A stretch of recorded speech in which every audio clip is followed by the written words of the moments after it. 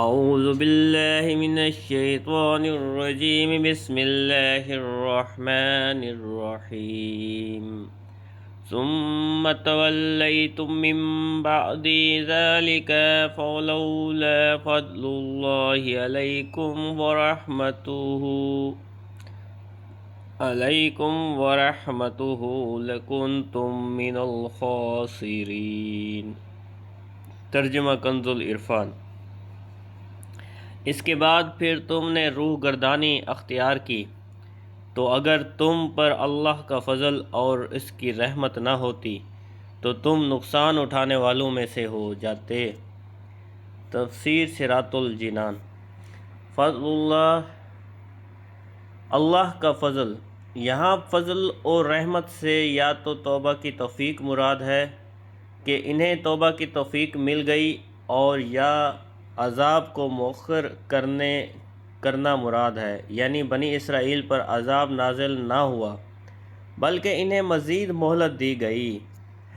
ایک قول یہ ہے کہ فضل الہی اور رحمت حق سے حضور سرور عالم صلی اللہ علیہ وآلہ وسلم کی ذات پاک مراد ہے۔ معنی یہ ہے کہ اگر تمہیں خاتم المرسلین صلی اللہ علیہ وآلہ وسلم کے وجود کی دولت نہ ملتی اور آپ صلی اللہ علیہ وآلہ وسلم کی ہدایت نصیب نہ ہوتی تو تمہارا انجام ہلاک و خسران ہوتا۔ اس سے معلوم ہوا کہ حضور اقدس صلی اللہ علیہ وآلہ وسلم مخلوق پر اللہ تعالیٰ کا فضل بھی ہیں اور رحمت بھی۔ وَلَقَدْ عَلِمْتُمُ الَّذِينَ اعْتَدَوْا مِنْكُمْ فِي السَّبْتِ فَقُلْنَا لَهُمْ كُونُوا قِرَادَةً خَاسِئِينَ۔ ترجمہ: اور یقیناً تمہیں معلوم ہے وہ لوگ جنہوں نے تم میں سے ہفتہ کے دن میں سرکشی کی تو ہم نے ان سے کہا کہ دھتکارے ہوئے بندر بن جاؤ۔ تفسیر: الذین اعتدوا، جنہوں نے سرکشی کی۔ شہر ایلیہ میں بنی اسرائیل آباد تھے، انہیں حکم تھا کہ ہفتے کا دن عبادت کے لیے خاص کر دیں اور اس روز شکار نہ کریں اور دنیاوی مشاغل ترک کر دیں۔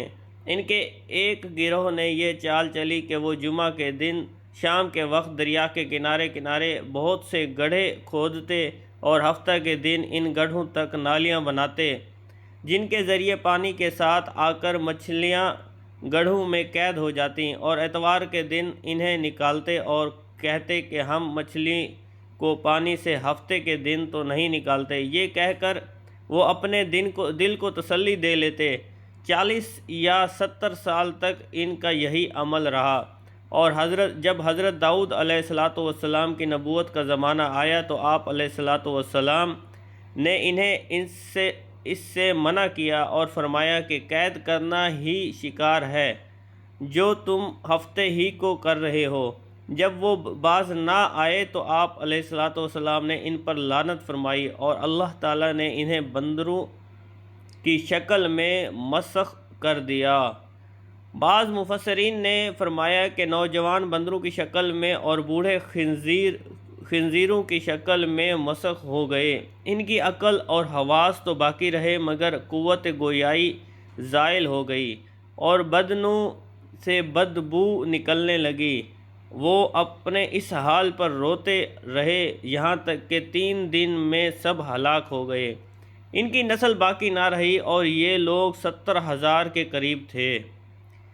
اس واقعے کی مزید تفصیل سورہ اعراف کی آیت 163 تا 166 میں آئے گی۔ یاد رہے کہ حکم شرعی کو باطل کرنے کے لیے ہیلا کرنا حرام ہے، جیسا کہ یہاں مذکور ہوا، اور حکم شرعی کو کسی دوسرے شرعی طریقے سے حاصل کرنے کے لیے ہیلا کرنا جائز ہے، جیسا کہ قرآن پاک میں حضرت ایوب علیہ السلام کا اس طرح کا عمل سورہ سعد آیت 44 میں مذکور ہے۔